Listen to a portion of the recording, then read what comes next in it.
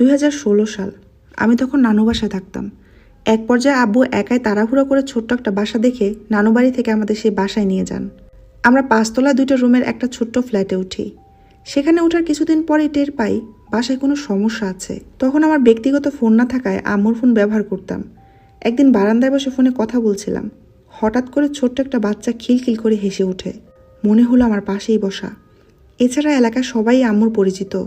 আম্মুকে আগেই বলেছে যে বাসায় উঠেছ, সাবধান থেকো।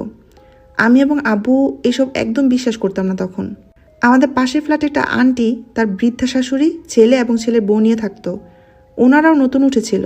একদিন পাশের ফ্ল্যাটের আন্টি এক কড়াই গরুর গোশত রান্না করে আর রাতে ঘুমায় পড়ে। কারণ আমাদের এলাকায় গ্যাস লাইনে একটু সমস্যা ছিল, দিনে ঠিকঠাক গ্যাস থাকতো না। কিন্তু সকালে উঠে দেখে কড়াই ঠিক ওইভাবে আছে, তবে একদম পরিষ্কার করে ধুয়ে ঢাকনা দেওয়া। সে আমাদের সাথে সাথে ডাকতে, আমরাও গিয়ে দেখি। তবে আমার এসব একদম বিশ্বাস হয় না। এরপরে একদিন আমার ছোট ভাই আর আমি ঘুমিয়েছিলাম। রাত প্রায় 2টা। হঠাৎ জানলা দিয়ে ঝুঁটো পানি, অর্থাৎ খাবার খাওয়ার পরে হাত ধোয়ার যে পানিটা থাকে না, সেটা উপর থেকে আসে। আমি তাড়াতাড়ি আব্বু আম্মুকে ডাক দিই। তারাও দেখে বিছানা এবং জানালার গ্লাসে পানি। আব্বু সরে চেক করে, কেউ ছিল না। আমরা ওঠার কয়েকদিনেই আমি কেমন জানি খালি বাচ্চার কান্নার বা হাসির আওয়াজ পেতাম। মাঝে মাঝে মনে হতো ছোট্ট মেয়ে মাথার কাছে দাঁড়িয়ে গান গাইছে। আস্তে আস্তে আরও ভয়ানক ঘটনা ঘটে। আমি একাই মাগরিবের আজান দিলে দূরে সরে গিয়ে বসে পড়তাম। আমি জানি এবার কার সাথে কথা বলতাম, চুল খুলে রাখতাম। আমাকে নাম ধরে কেউ ডাকতো। একদিন আজানের সময় আমি আর আমার বান্ধবী ছাদ থেকে কাপড় নিতে গিয়ে দেখি কালো একটা প্রাণী, না সে বিড়াল, না সে শিয়াল, না সে কুকুর। ওই দিন আমি অনেক ভয় পাই। ঘুমের মাঝেও আমি খালি দেখতাম একজন মধ্যবয়স্ক মহিলা আমাকে নিতে এসেছে। এরপর একদিন পাশের ফ্ল্যাটের আন্টি রুমের ভিতরে ফ্যান অন করেছে, আর সাথে সাথে ফ্যান থেকে ময়লা পানি এসে তার গায়ে ছিটকে পড়ে। এরপর একদিন পাশের ফ্ল্যাটের আন্টি সিঁড়িতে উঠে হঠাৎ চিৎকার করে ওঠে। আমি তাড়াতাড়ি দরজা খুলি। উনি কাঁপছিল আর আমাকে বলছিল এক ছায়া নাকি ওনাকে আঁচড় কেটেছে।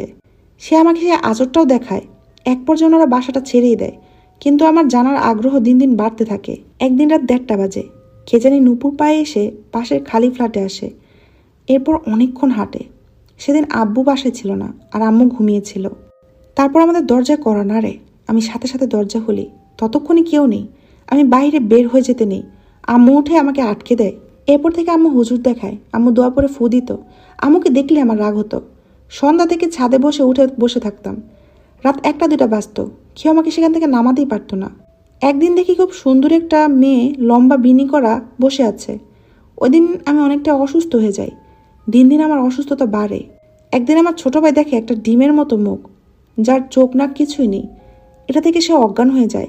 আর আমি দিন দিন অসুস্থ আর উগ্র মেজাজি হয়ে যাই।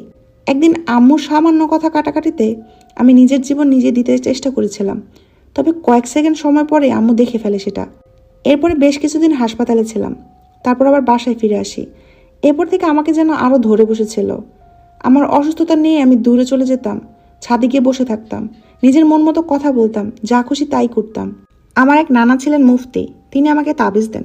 তবে আমি তাবিজ দিব না বলে আম্মু কিছু একটা আমার বালিশে দিয়ে লুকিয়ে রাখে। তারপর একদিন রাতে আম্মু আমাকে আর আমার ছোট ভাইকে নিয়ে শুয়েছিল। আমি প্রায় ঘুম ঘুম ভাব। আম্মু দোয়া পর আমার শরীরে ফু দিতে নেন। এমন সময় আম্মু দেখে বারান্দায় সাদা কাপড় অনেক উঠছে, অথচ বাইরে কোনো বাতাস নেই। এক পর্যায়ে আম্মু টের পান বড় একটা হাতের থাবা আম্মুকে চেপে ধরেছে। আম্মু জোরে আব্বুকে ডাকার চেষ্টা করেন, কিন্তু গলায় কোনো আওয়াজ নেই। আম্মু দোয়া পড়া শুরু করেন। হঠাৎ সাদা কাপড়টা হারিয়ে যায় আর আব্বু দৌড়ে আসে। আম্মু সেই মুফতি নানাকে কল করে আর সব জানায়। সে বলে এ বাসায় আমাকে রাখা ঠিক হবে না। এরপর আম্মু বাড়িওয়ালাকে জিজ্ঞেস করেন। তখন আমরা জানতে পারি এই জায়গায় বাড়ি করার আগে নর্দমা বা পচা খাল ছিল, আর ছিল 2টা জমিদার ভাইয়ের কবর। একসময় মাটি ফেলে কেউ টিনের ঘর তুলেছিল। তখন সেই ঘরও নাকি মধ্যবয়স্ক একটা আন্টি নিজের জীবন নিজে দিয়েছিলেন। আম্মু বলেন আপনারা হুজুর এনে সব ঠিক করেন না কেন?